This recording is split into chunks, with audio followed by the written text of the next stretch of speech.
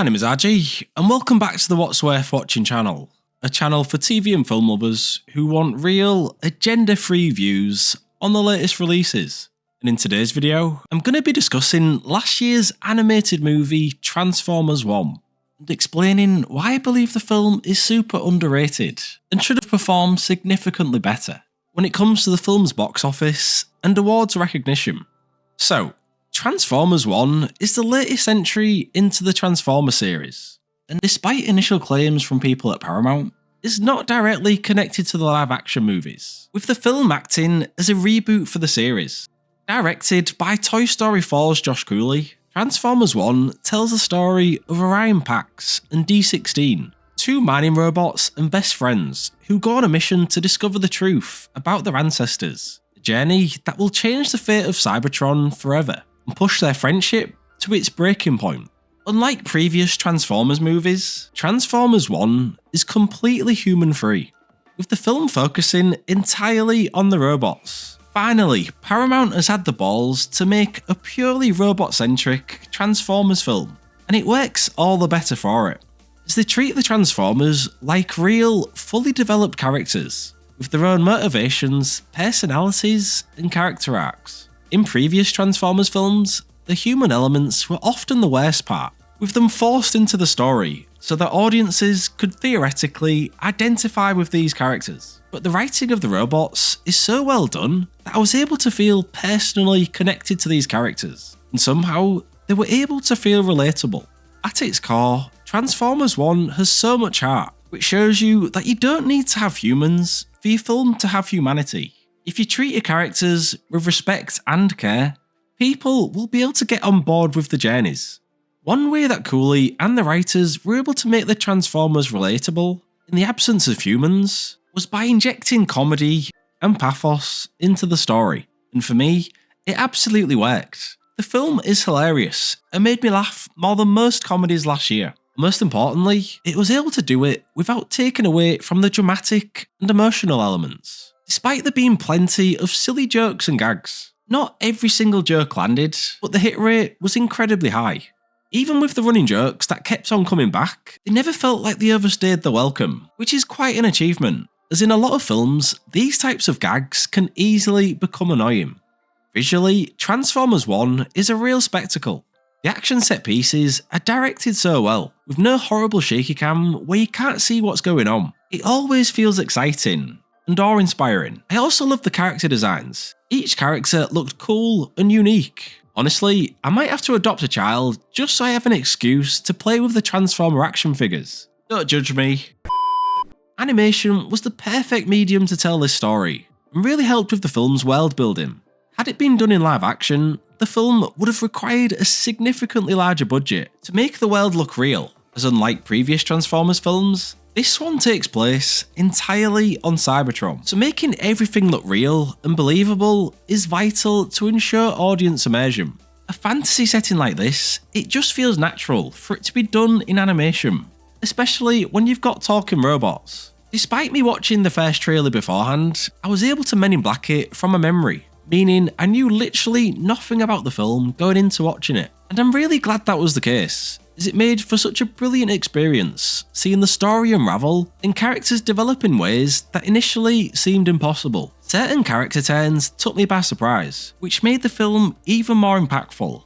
Naturally, I had my suspicions early on about certain things, but as the story progresses and I began to realise what this film really is and where it's going, my appreciation of the film rose significantly. If you've not watched Transformers 1 yet, I would highly recommend avoiding the trailers and going in blind, as it makes for such a fantastic experience. The film is able to find a perfect blend of humour, epic moments, and real emotion. Going into the film, at best, I hope for some light entertainment, so it completely took me by surprise to see that I found myself getting teary-eyed at points, especially as we reach the climax. So credit has to be given to the writers for that especially, as I felt the stakes and the meaning of the story and the characters. For me, the best type of family films are those that can be appreciated by both children and adults, with children enjoying the films on a surface level, whilst having a level of depth when you look at the film a little deeper that can only be fully understood and appreciated once you get older. And that is certainly the case with Transformers 1. because under the surface of this fun, kick-ass action movie, there is a lot of depth and a lot of meaning. The film has so much to say about our own world, about how elites keep the working class down, about what happens when society is failed, if not outright betrayed, by the leaders who are meant to protect us, and the anger and resentment that naturally comes as a result of this. The film is able to incorporate the classic Transformers slogans in a way that doesn't feel cheesy and feels fully relevant to the story. Transformers, more than meets the eye, is ultimately the core message of the film. You are more than your appearance. You're capable of far more than people think. It's inspiring. Don't let those in power tell you can't do something. Sometimes all it takes is belief. The spark inside of you is all that matters. Honestly, it's fucking beautiful. Overall, I really love Transformers 1. It's a fantastic introduction to the Transformers world, which works well for long-time fans of the series as well as newcomers, as it doesn't require any prior watching for it to make sense. The writers are able to make everything clear and understandable. To me, Transformers 1 is the best Transformers film I've ever seen. It's not just a great Transformers film, it's a great film full stop. So unsurprisingly, I would absolutely recommend giving it a watch. It gets 2 thumbs up from me, as it's certainly worth watching. With the film being so good, I was not surprised to see that it got such a strong response from audiences and critics, with a 7.6 rating on IMDb, an 89% critic rating on Rotten Tomatoes, with an average rating of 7.3, as well as an A rating by CinemaScore. Despite this, the film criminally underperformed at the box office, grossing under $130 million worldwide on a budget of at least $75 million, with an interview from the filmmakers suggesting that the film cost up to a massive $147 million, which if true, means that the film lost Paramount money. Financially, the film underperformed, but the biggest surprise to me was the lack of awards recognition the film received, with Transformers 1 receiving a complete shutout at all major award ceremonies, failing to pick up nominations at the Academy Awards, Golden Globes, and BAFTAs. But if the film is so good and was enjoyed by almost everyone who watched it, then what went wrong? Why didn't people go to see it? And why didn't it garner any major awards recognition? Well, I think there are a couple main reasons, with the biggest factor being the first major trailer release for the film. To put it bluntly, that is one big pile of shit. It looked cringe, unfunny, and as though it was made just for 12-year-olds. This put a lot of people off from watching the film at the cinemas, including myself, as it looked like nothing more than a crappy kids movie, which is a shame, as it's far from the truth. Getting the first trailer right is so important for a film, as that first impression will often solidify whether a person wants to see your film or not. One bad trailer can kill audience interest, so by the time better follow-up trailers had been released, people weren't willing to give the film a shot. This undoubtedly had a big impact on the film's box office. Also, unfortunately for Transformers 1, the stench of the Michael Bay films hasn't completely disappeared.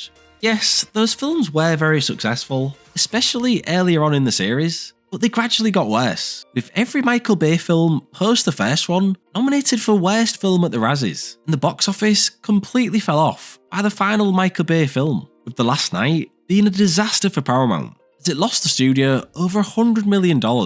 This ended Michael Bay's run of directing the Transformers films, but his imprint on the series had left a lasting impression, with the average moviegoer having no idea that he was no longer directing the films. This meant that Bumblebee, which was the 6th film in the series, also struggled at the box office, with audience trust down the toilet, even with the film getting much more positive reception from audiences and critics. And then Rise of the Beasts, which was one of the stronger entries into the series, performed no better, with the film ending on a series low of $441 million.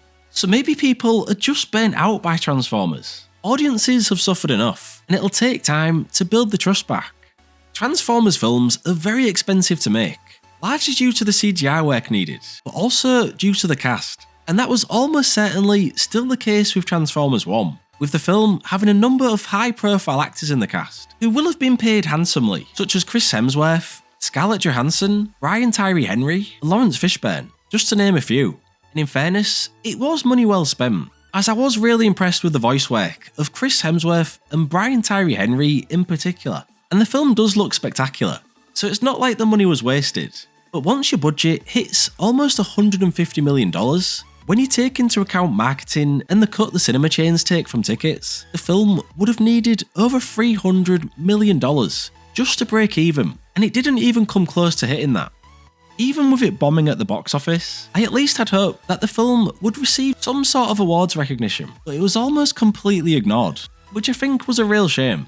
Granted, it was a strong year for animation, with Inside Out 2 and The Wild Robot being great releases, as well as the new Wallace and Gromit film doing well, but it would have been nice to see Transformers 1 get some love. Hell, I would have at least taken a nomination for Best Original Song for If I Fall, which is an absolute banger, and I've had it on replay ever since hearing it over the credits. But sadly, it wasn't meant to be.